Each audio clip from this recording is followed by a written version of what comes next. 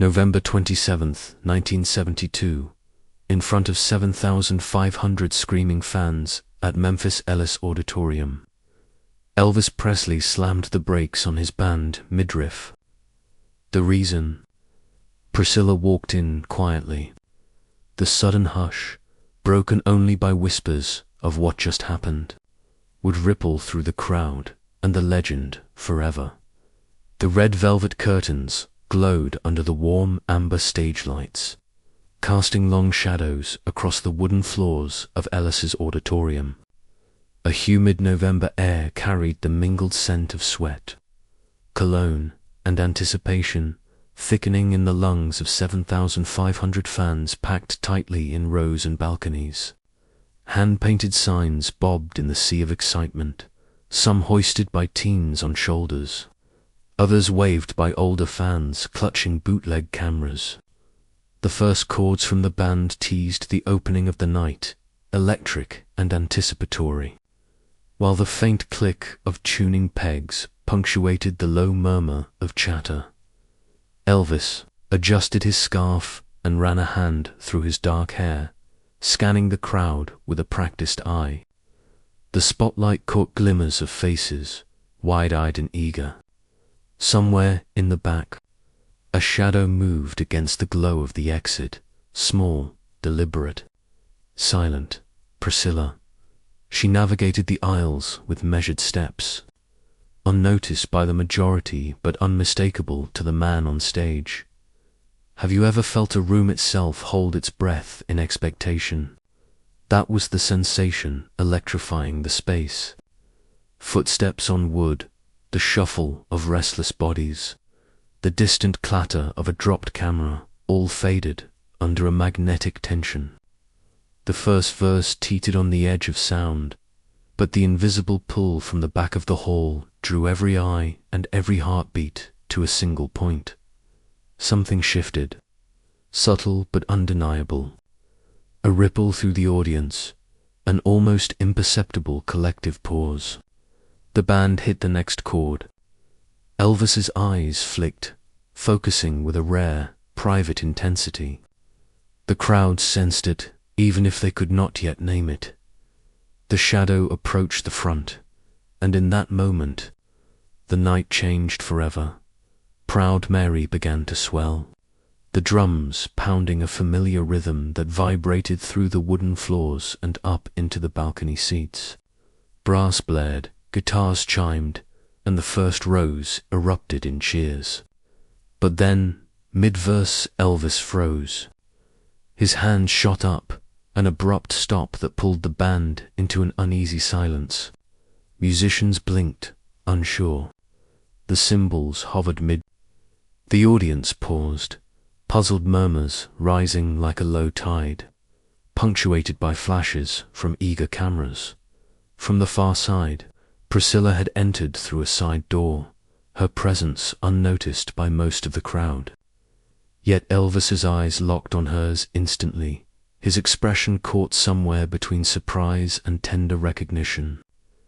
Security personnel glanced toward the aisle, scanning quickly, while the band exchanged anxious glances. The music hung suspended in the air, trembling like the hushed anticipation before a storm.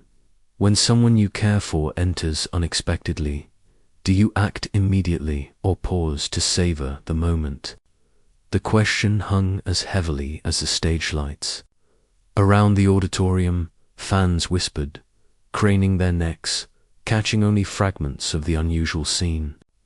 Some raised their cameras, others pressed closer to see, all sensing, without knowing why, that something extraordinary was about to unfold.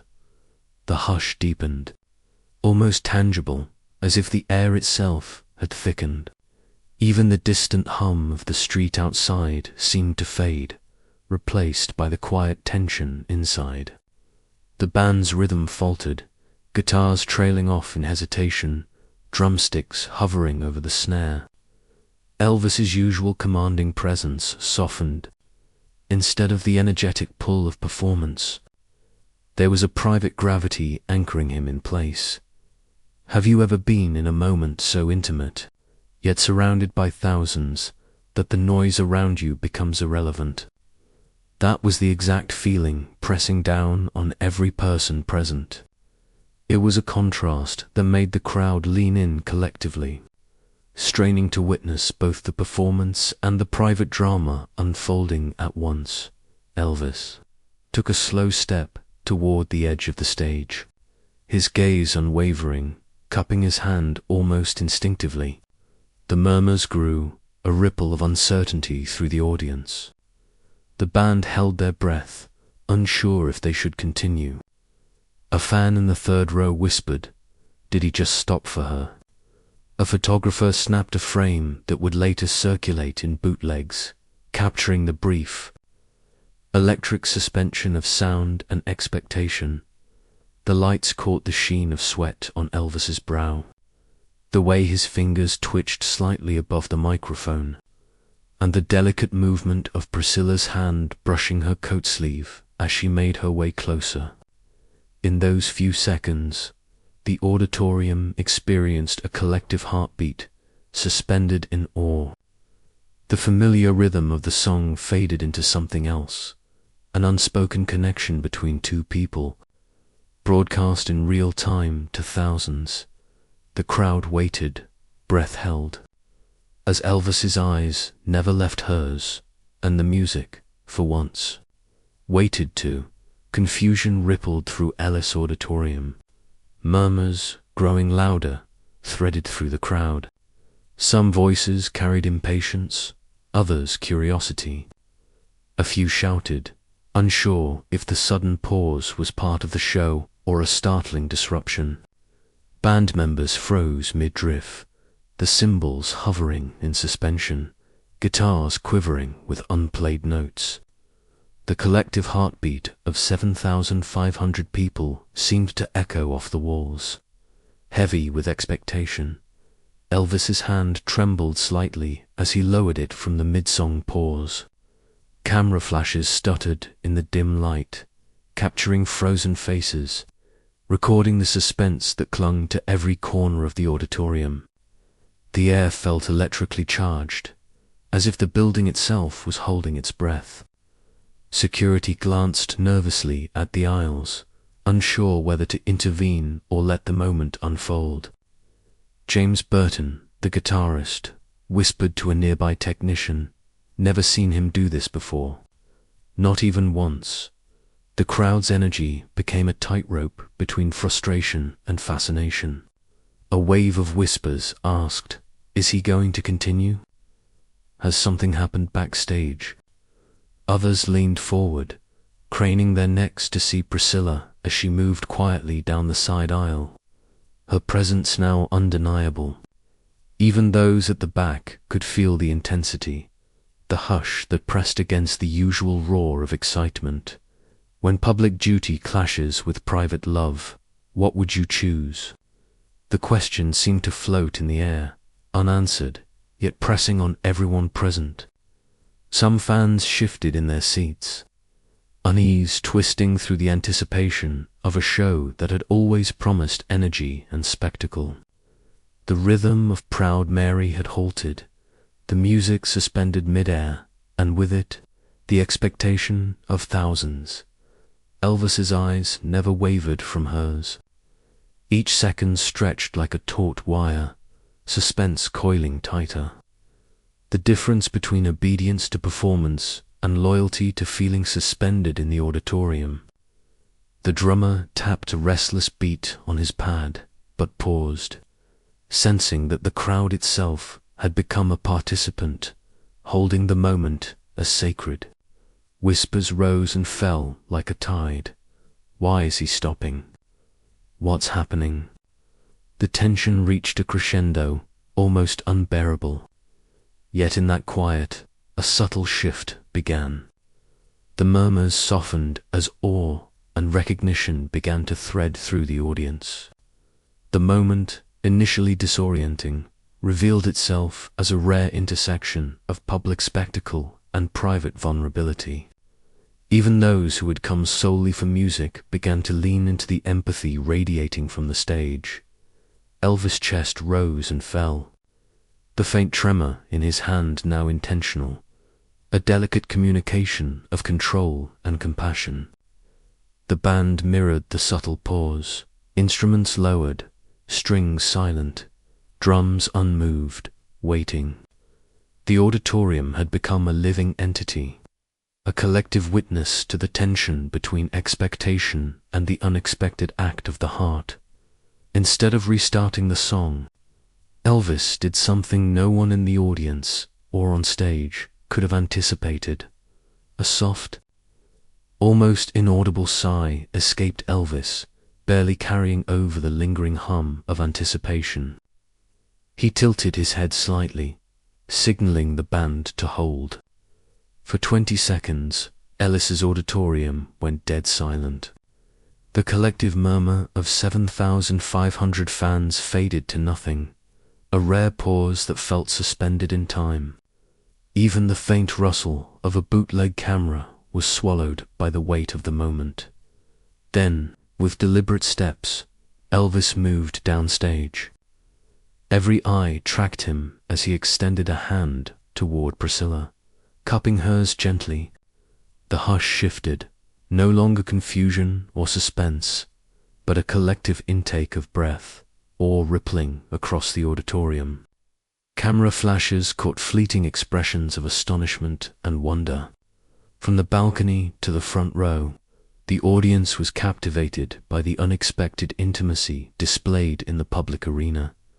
Short bursts of narration capture the impact. "Did you see that?" He stopped for her, in front of thousands. Even James Burton, standing slightly behind the stage, whispered under his breath. Never imagined he would do that in front of this crowd. The musicians, hesitant for moments, began to sense a new rhythm, not of music alone, but of shared human emotion amplified by performance. The contrast between what was expected, high energy, spectacle, and what unfolded, a quiet, profound choice, made the moment cinematic. The crowd's whispers became tentative applause, tentative turning to a swell of admiration. A few fans wept softly. Others raised their hands in acknowledgement. The stage lights, focused on the pair, seemed to soften, reflecting off sequins, hair, and sweat in a golden halo. Have you ever seen a single gesture transform an entire room? The reflective question lingered, as the audience collectively experienced a turning point, one that neither music nor lyrics alone could have delivered. It was a pause that embodied empathy, courage, and vulnerability, displayed by a legendary figure in front of thousands. The soft strings of the band, cued quietly by Elvis, began to weave a delicate undertone, an improvised accompaniment that celebrated the moment rather than overpowering it. The auditorium, once electric with expectation and confusion, now hummed with a warm, shared understanding. Priscilla's smile, subtle but radiant, mirrored the relief and joy that swept across the room. Breathless and hushed, the audience waited for the next note, the next gesture, the moment when ordinary music would transform into something unforgettable. A ripple began at the front rows, subtle at first, as fans tentatively clapped in recognition of what had just unfolded. Then, like a wave spreading through the auditorium, the soft applause grew, swelling into a roar of collective admiration. Some raised signs higher, letters of devotion trembling in the hands of teenagers and older fans alike. Others wiped tears from their eyes, moved by a moment that had transcended performance and entered the realm of shared humanity. Elvis, still cupping Priscilla's hand, allowed the band to join him in a gentle, improvised rendition. The guitars strummed softly, drums tapped a tender rhythm, and the piano notes floated over the audience. James Burton, standing slightly behind, leaned to a technician and whispered, "Never seen him do that." Not in a show, not ever. The statement carried more weight than any song. It was a testament to the rarity and magnitude of what had been witnessed. Fans began to sway, voices joining in softly at first, then louder as the performance evolved into a communal experience. The auditorium had shifted from a conventional concert hall into a space of intimacy and connection. The tension that had gripped the audience moments before dissolved into a shared sense of awe. It was no longer only about the music, but about the emotional bravery displayed on stage. Have you ever witnessed a private moment turn public, yet remain beautiful? The question hung in the charged air as cameras captured expressions of astonishment, delight, and quiet reverence. From the balcony seats to the furthest row, faces mirrored each other in wonder, creating a tapestry of human emotion that stretched across the room. The contrast between the expected spectacle and this tender pause amplified the impact, turning ordinary applause into a resonant celebration of empathy. Elvis moved across the stage, cupping his microphone but speaking only with gestures, inviting the audience into the shared intimacy. Each strum of the guitar, each soft tap of the snare, seemed carefully measured to echo the heartbeat of the crowd. The interplay between the band and Elvis, guided by instinct rather than rehearsal, highlighted the transformation taking place. Music became a vessel for emotion, bridging the gap between performer and audience in ways previously unseen at Ellis's auditorium. Priscilla's presence, quiet yet commanding in its effect, had catalyzed a change that would linger in the memories of all present. The audience had become an active participant, their admiration and recognition flowing back toward the stage. Gasps, smiles, and whispered exchanges created an auditory layer of texture that made the moment more than visual. It became sensory, tangible, felt in the chest, in the heartbeat. By the time the final note floated into silence, Ellis Auditorium had become a communion of shared experience. The audience, still standing, erupted into sustained applause. Cameras clicked and flashed, attempting to capture what the human eye had already engraved into memory. Behind the stage, James, Burton, and other band members exchanged glances, silent acknowledgement of a rare, unrepeatable moment. In the midst of this transformation, the audience realized they had witnessed something larger than music, a demonstration of compassion, courage, and connection that would echo far beyond that night. In the weeks that followed, the story of that night at Ellis Auditorium traveled far beyond Memphis. Bootleg photos surfaced, capturing the brief pause, Elvis handcuffing Priscilla's, and the hush that had settled over 7,500 fans. Letters poured in to local newspapers and fan clubs, recounting the awe and the rare intimacy shared between performer and audience. Each recollection highlighted the same sentiment. The night music stopped for love. Side characters became witnesses to the legend. James Burton recalled decades later in an interview, "I've played thousands of shows, but nothing ever compared to that night. You could feel the humanity in every note, every pause." Even Priscilla, in her reflections, described the hush as a moment where time seemed to stretch, allowing the world to breathe along with them. Photographs, personal anecdotes, and fan memorabilia intertwined, constructing a narrative that would endure in the annals of Elvis's history. Ellis Auditorium itself recognized the significance of that night. Years later, a plaque was installed near the stage. Here, music paused for love. November 27th, 1972, Elvis Presley. Visitors and fans would point to it, sharing the story with new generations. Who could imagine the hush and the subtle gestures that had transformed a concert into a collective human experience? The space, once simply a venue, became a shrine to the delicate interplay between fame, choice, and empathy. The ripple effect extended to the music itself.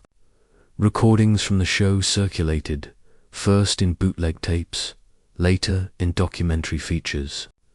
Scholars and fans alike noted the moment as a turning point in understanding Elvis not just as a performer, but as a human being capable of compassion even under immense public pressure. Conversations about the incident highlighted the unexpected way in which a single gesture could elevate both performer and audience, leaving impressions that lasted decades. Cameras, letters, and stories became a bridge connecting the ephemeral experience with enduring memory.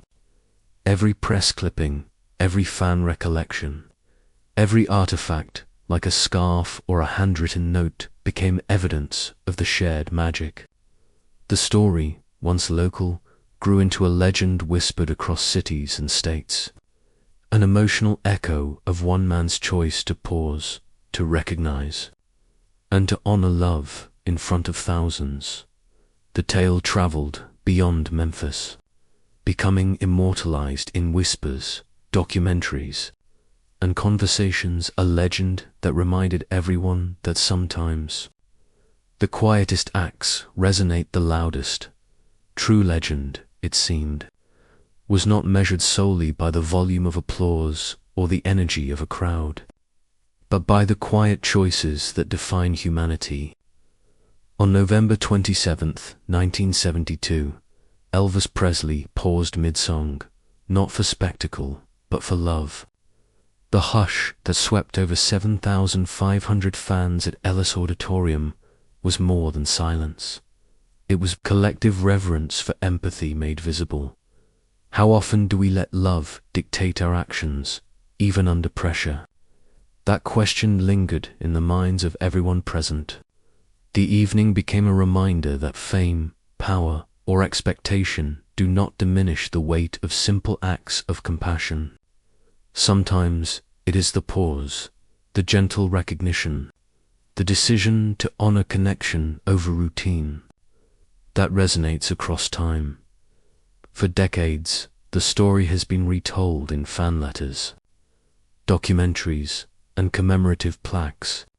Music historians reference it as a rare instance where a performer allowed humanity to guide the performance.